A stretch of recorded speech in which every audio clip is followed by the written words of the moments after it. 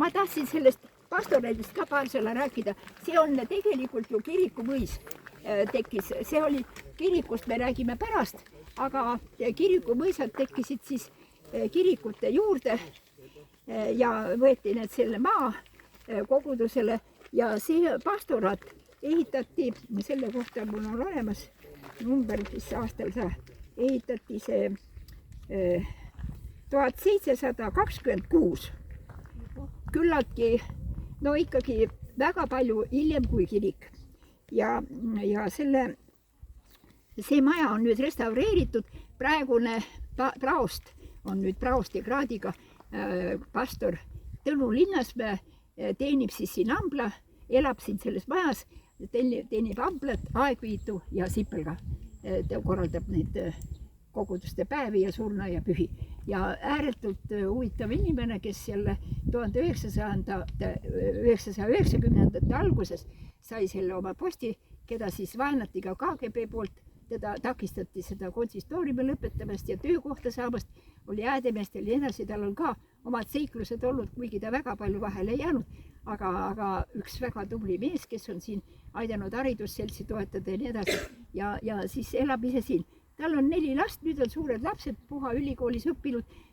Proua tegi siis siin pühapäeva kooli, koha peal oli selline veel nõukogude mõtlemine. Ei ole meil pühapäeva kooli vaja, lastel ei ole vaja käia seal õppimas. Ja tal ei olnud tööd ja siis ta läks Soome. Nii et naine oli kogu aeg Soomes, töötas pühapäeva kooli peal ja praegu on pensionäri siis kogu aeg Soome vahet käib.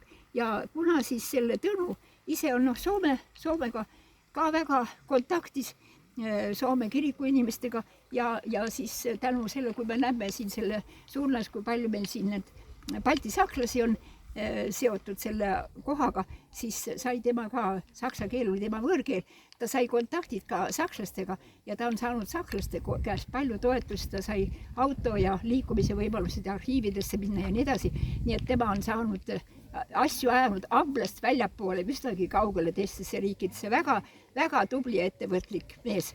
Ja siiani ta tahtis ka ära minna siit, et kogudus läks nii, kuivas kokku ja koguduse tööd tegi ka palju ja naine kogu aeg seal kaugel ja lapsed ka laiali.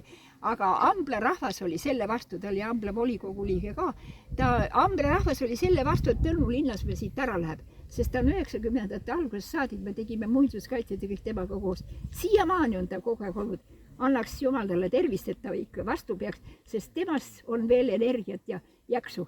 Ja kui kogudus laieneb ja toetatakse seda ja muinsuskaitse ja nii edasi toetavad seda ehitamist ja tegemisi siin, siis see Tõnu saab vedada Ambla elu veel tükk aega. Nii et üks väärikas koht ja väga tore on see pastoridi maja, restaureeritud muinsuskaitse all, samuti nagu see kogu see territoorium ja vaadake neid vanu puid, vaadake missugused vanad jämedad puud on siin alles. Need, mis olid siis Veerasaare ajast, nad juba hakkavad hävinema. Pärast räägime kirikust ja kõik edasi. Aga läheme siis liigume nüüd tagasi poole.